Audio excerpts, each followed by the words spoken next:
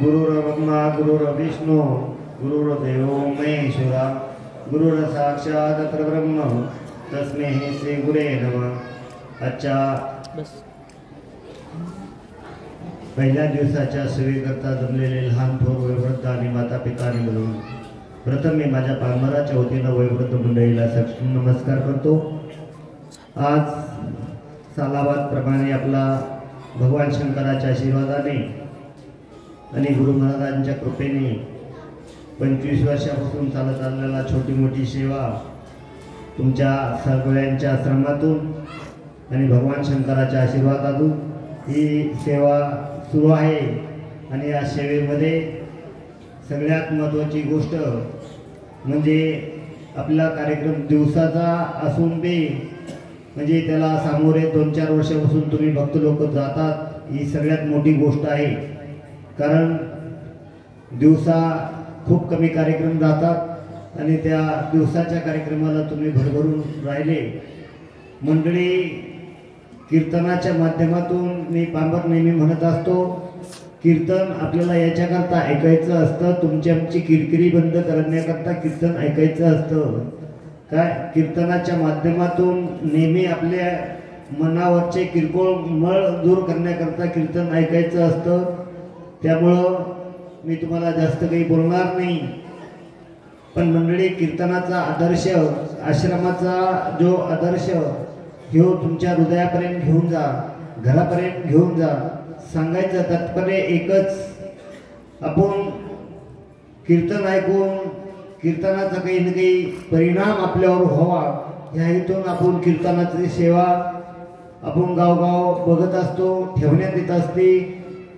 आणि हीच अपेक्षा बाळगतो भगवान शंकराच्या चरणी का तुम्ही आलात आणि या कीर्तनाच्या माध्यमातून, आश्रमाच्या माध्यमातून शुभ संदेश घरापर्यंत तुम्ही घेऊन जाशाल, ही मी भगवान शंकराच्या चरणी प्रार्थना करतो। मंडळी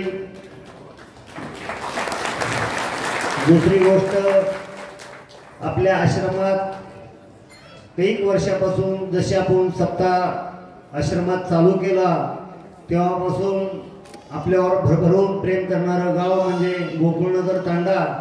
या तांड्यानं म्हणजे काही दिवसापासून आपण त्यांची सेवा कट करण्याचा प्रयत्न केला असेल किंवा त्यांना सांगितलं असेल दुसऱ्या टायमाला सेवा देऊ, पण अक्षरशः त्या मंडळींनी त्या गोष्टीला कधी होकार दिला नाही। त्यांनी सांगितलं की बाबा आमच्याकडून ज्या दिवशी कमी पडल त्या दिवशी तुम्ही आम्हाला सांगा, पण आमच्यात जोपर्यंत जीवात जीव आहे तोपर्यंत आमची सेवा टाळू नका। म्हणजे कारण आणि अक्षरशः खरोखर म्हणजे सांगायचं, भंडारा करणं, आश्रमात सेवा करणं ही खूप मोठी गोष्ट असते आणि ही सगळ्यालाच भेटती, ही बी नामुमकिन हे लक्षात ठेवा। मैपन्नो काय समय बडा बलवान ईश्वर राखा आणि चारो जुग में बैका, समय आल्याशिवाय माणसाला सेवा भेटत नसते एवढं लक्षात ठेवा। माणूस धनाला कधीच आपल्याकडे बोर्डच लावेल, धनाला कधीच महत्व नाही, आपल्या वेळेला महत्व आहे। त्यामुळं समय आल्यानंतर सगळ्या गोष्टी घडत असत्या। त्या अनुषंगानं आज आदरणीय आमचे डॉक्टर सांगळे साहेब त्यांनी सुद्धा आपल्या आश्रमात भरभरून कॅम्पची सेवा केली।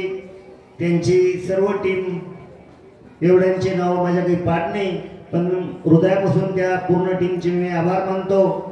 आणि डॉक्टर सांगळे साहेबांचे करावं तेवढं कौतुक कमी, कारण डॉक्टर असून बी सामाजिक सेवेमध्ये त्यांचा सामाजिक भावना जोपासण्याकरता खूप मोठा सहयोग आणि सिंहाचा वाटा असतो। पुढं वारकऱ्याची दिंडी जर चालली तर त्या दिंडीमध्ये लोकांना मेडिसिन असेल, अजून बऱ्याचशा सुविधा असतील, ते पुरवण्याची सेवा करतात। त्यामुळं त्यांचं मी पुन्हा हृदयापासून आभार मानतो। ज्या मंडळी आता पहिला दिवस आहे त्यामुळं गावातले असतील, पंचकोशीतले असतील, सर्व मंडळीला मी एवढ्या मंडळीची नावं घेऊ शकत नाही, पण सर्व मंडळीला विनंती आहे, ह्यो आश्रम सगळ्याच्या श्रमांना बनलेला तो आश्रम आहे। मायबापांनो, ह्यो माझा पांपराचा नवे आश्रम मी नेहमी म्हणत असतो, आश्रम सगळ्याच्या श्रमाना बनला तो आश्रम, नाहीतर प्रत्येक गावात पठ्ठ्या भेटतो एक बेसरम. कारण ही संस्कृती जोपासण्याकरता आणि हिंदू राष्ट्राची जी जोपासना करण्याकरता हे कार्य तुमच्या आमच्या हातून घडतंय, हे तुम्ही आम्ही भाग्यवान आहे एवढं लक्षात ठेवा. असं काही कोणी असं समजू नका का बाबा हे माझ्यामुळे होत असेल. मी तर जीवनात कधी समजत नाही की हे कार्यक्रम कोणामुळे घडते आणि कसे घडते. हे करून घेणारा परमेश्वर असतो मायबापांनो, हे करता करविता परमेश्वर असतो. त्यामुळं या परमेश्वराच्या कामामध्ये मी पांबर नेहमी म्हणत असतो, एका टायमाला धन नाही देता आलं तर देऊ नका, पण मन लावून सेवा करण्याचा मौका जाऊ देऊ नका. कारण जीवनामध्ये सगळं काही भेटू शकतं, पण मी पांबर नेहमी म्हणत असतो, सेवा कमवून करा का भूक्यों को अन्न प्यास्यों को पाणी. शंकरने बोलणार सब जीव आबादानी. कारण भगवान शंकराला असेल किंवा कोणत्याही देवाला असेल तर फक्त येणाऱ्या माणसाची आत्मा शांत झाली, तो समाधान झाला, त्याच टायमाला आपल्याला सप्त्याचं फळ भेटत. त्यामुळं सप्त्यात येणाऱ्या सर्व भक्तांना हात जोडून विनंती, आल्यानंतर आपण जेवल्यानंतर दुसऱ्या माणसाला जेव घालायची, आपल्या शेजाऱ्याला पोटभर जेव घालायची कोशिश करा. एखाद्या टायमाला अर्धा घंटा तुम्ही कीर्तन कमी ऐकायला वेळ भेटला तर मी तुम्हाला काही म्हणणार नाही, पण तुमच्या गावातला कोणी जर उपाशी जर गेला तर तुम्हाला मी बोलल्याशिवाय राहणार नाही, एवढं लक्षात ठेवा. कारण हे प्रत्येक गोष्टीला प्रत्येक माणसाला मी बोलू शकत नाही, प्रत्येक माणसाला मी भेटू शकत नाही, पण तुम्ही तुमच्यामध्ये भेटू शकता आणि तुमच्यात तुम्ही सेवा करू शकता. कारण आश्रमात आलेला व्यक्ती कोणी लग्नाला आला नाही, कोणी महाराजाकडे पाहुणा म्हणून आला नाही, किंवा कोणी काही असा इम्पोर्टेड VIP कक्षामध्ये आला नाही.